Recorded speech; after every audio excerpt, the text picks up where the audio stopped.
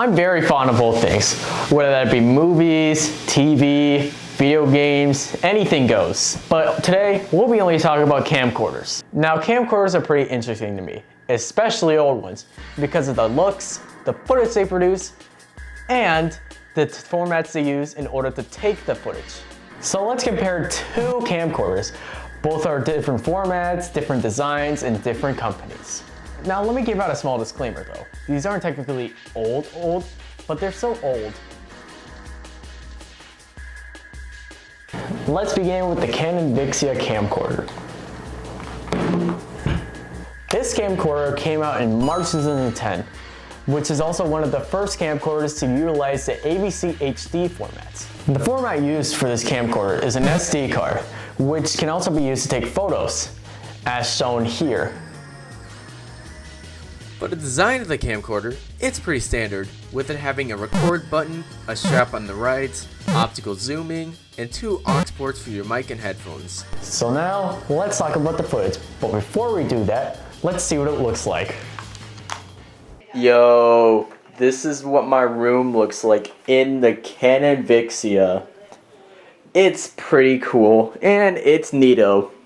And plus, it can zoom. It's just your decent camcorder. I mean, yeah, the quality looks different, but it's just your decent camcorder in 2010. Yeah, this thing's like 13 years old at this point. For a camcorder from 2010, it's pretty good. It may be different from what you're seeing on this camera recording right now, but it's pretty good like I said before. I'd rate the footage an 8 out of 10.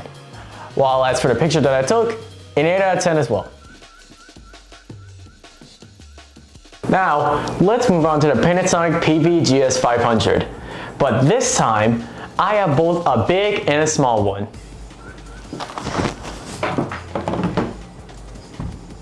The small one is more convenient, while the big one is not so convenient as the smaller one. But we're only going to focus on the big one because both big and small are the same footage-wise.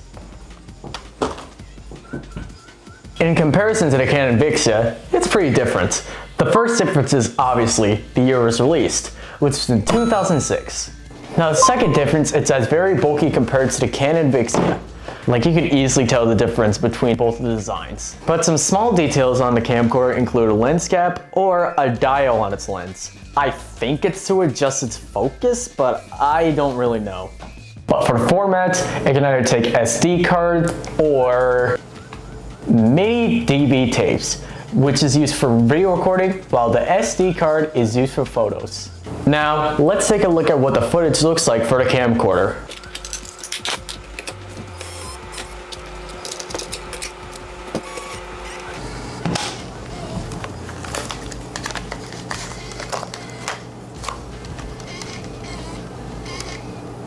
Yo, I'm currently recording on the Panasonic whatever model it is.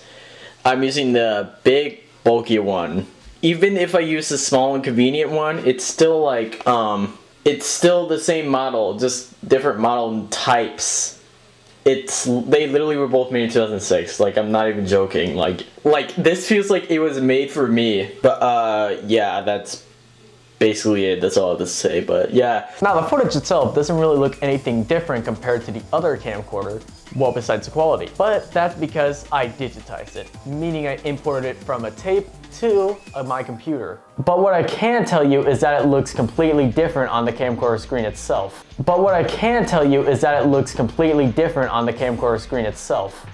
I'd give the footage a 6 out of 10 compared to the Canon camcorder. But that's because it's an older camcorder. This also happens with the photo, which I rate a 7 out of 10. For the overall results, the Canon Vixia wins in terms of footage.